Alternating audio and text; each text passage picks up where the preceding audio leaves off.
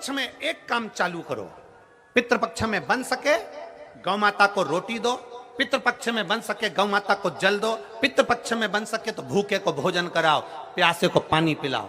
पितृपक्ष में बन सके, तुम्हें किसी ने कह दिया, कोई विद्वान ने तुम्हें बता दिया कि तुम्हारे पितृ दोष है, तुम्हारे घर में काल सर्प दोष है, तुम्हारे घर में ऐसा दोष है, तो एक काम चालू करो। 16 दिन श्राद्ध के एक चावल का दाना देवाधिदेव महादेव के शिवलिंग पर समर्पित करो, दूसरा चावल का दाना अशोक सुंदरी की जगह पर समर्पित करो और एक लोटा जल पहले अशोक सुंदरी वाली जगह पर थोड़ा सा चढ़ाओ, उसके बाद शंकर भगवान को उस जल को अर्पित करो। अपना गोत्र बोलकर अपने पितरों का स्मरण कर कर आपका पितृदोष अपने आप शांत हो जाएगा, दोष मिट। पितृपक्ष में एक 16 श्राद्ध में वर्णन आता है कि रुद्राक्ष का मात्र मनके का पानी भी अगर शंकर को समर्पित करा है तो पितृलोक तक चले जाता है, पितरों को प्राप्त हो जाता है। और पितृ उस रुद्राक्ष के जल से जब अपने शरीर पर सिंचन करते हैं तो जिसने जल चढ़ाया होता है उसकी झोलियां खुशियों से भर देते हैं। रुद्राक्ष तत्व में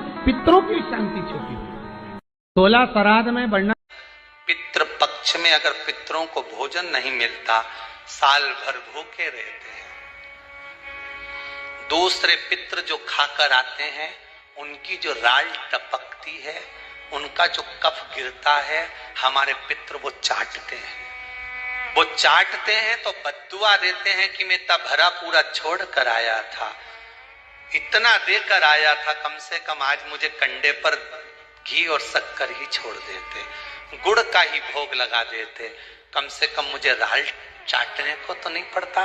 बद्दुआ देते हैं साल भर, इसलिए घर में सुख नहीं रहता, शांति नहीं रहती, पैसा नहीं टिकता, शुभ कार्य नहीं होता, बड़े दुखी होते हैं पितृ, बड़े दुखी। पितृ पक्ष में अगर पितरों को भोजन नहीं मिलता, ब्राह्मण के भोजन में श्राद्ध पक्ष में सबसे ज्यादा जरूरी है दूध की खीर, दूसरा तुरई या गिलकी का भोजन, या तो सब्जी बनाओ या भजिया बनाओ, कुछ भी बनाओ। तीसरा मांस की दाल का भोजन, उड़द की दाल का भोजन, उड़द की दाल का या तो दही बड़ा बना लो, इमरती बना लो, या फिर बड़ा बना लो या पकोड़ा बना लो, पर उसका भोजन होना जरूरी है। 3 भाग दूध का भोजन आहूतों के हिस्से में चले जाता है, गिलकी और तुरई का भोजन पितरों के हिस्से में चले जाता है। ब्राह्मण के भोजन में श्राद्ध पक्ष में सबसे ज्यादा जरूरी है दूध की खीर, दूसरा तुरई या गिलकी का भोजन, या तो सब्जी बनाओ या भजिया बनाओ, कुछ भी बनाओ। तीसरा मांस की दाल का भोजन, उड़द की दाल का भोजन, उड़द की दाल का या तो दही बड़ा बना लो, इमरती बना लो, या फिर बड़ा बना लो या पकोड़ा बना लो, पर उसका भोजन होना जरूरी है। 3 भाग से निवेदन है, माताओं से निवेदन है, मान लो आपको कोई ब्राह्मण देवता ने कहा कि आपके यहाँ पितृदोष है, आपको कह दिया कि पितृदोष है, तो आपको घबराना नहीं है कि महाराज जी मुझे क्या करना पड़ेगा, पितृदोष है। एक चावल का दाना घर में से लीजिए, हथेली पर रखिए, पानी का जो मटका होता है, हंडा होता है, पानी का जो मटका है, हंडा है, जहां पर रसोई घर में तुम पानी रखते हो, उस हंडे के पास में, मटके के पास में उस चावल के दाने को लेकर जाइए, अपने पितरों का स्मरण कर कर स्वधा स्वधा स्वधा स्वधा स्वधा 5 बार बोलकर शंकर भगवान के शिवलिंग पर, तुम्हारे घर में शिवलिंग हो तो घर में, और अगर मंदिर में शिवलिंग हो तो मंदिर में, उस चावल के दाने को चढ़ा दीजिए, कैसा भी पितृदोष होगा समाप्त हो। मात्र स्वधा का स्मरण बहु। जिस घर में, जिस घर के अंदर कुशा रखी होती है, उस घर पर पितरों की कृपा दृष्टि सदा बनी होती है। वहां दुख, तकलीफ, कष्ट कुछ नहीं तो घर के दरवाजे पर थोड़ा पानी छीटना। तुम ये तो नियम बना सकती है ना कि मैं घर में से पानी लूंगी, मटके में से, परिंडे में से, और घर के बाहर छीटूंगी। क्या होता है मटके का पानी बाहर छीटने से, परिंडे का पानी बाहर छीटने से? तो गरुड़ पुराण के अंतर्गत लिखा है 3 अंश के अंदर कि हमारे घर का जो मटका होता है वो मटका परिंडा कहलाता है। परिंडा का मतलब होता है पितरों का स्थान। हम उसमें से जब पानी लेकर घर के दरवाजे पर छीटते हैं तो हमारे द्वार पर जितने भी पितर रात्रि भर में आकर भोजन की याचना करते हैं, उस जल से उनकी तृप्ति हो जाती है। तो हमारे पूर्वजों को श्राद्ध पक्ष में पानी देने की भी जरूरत नहीं पड़ती, पिंड देने की भी जरूरत नहीं पड़ती, वो उससे तृप्त हो जाते हैं मात्र जल का सींचन करने से, मात्र जल का सींचन कर देने से। आप कोई नियम मत बनाओ, एक नियम तो बना सकते हो कि पानी बाहर। प्रयास करिएगा, एक चावल की कटोरी में, कटोरी के अंदर थोड़ा सा चावल रख लीजिए कच्चा। उस चावल की कटोरी में एक बेलपत्र, थोड़ी सी दुर्वा बांधकर पानी का मटका, परिंदा या जहां अपना रसोई घर में जल रखते हो, उस कटोरी को वहां पर 2 दिन 3 दिन तक रख दो। वैसे तो 16 दिन रखो, ज्यादा अच्छा था, पर जो दिन अपने को मालूम है 2-3 दिन उसको रख दीजिए। घी का दिया लगाइए।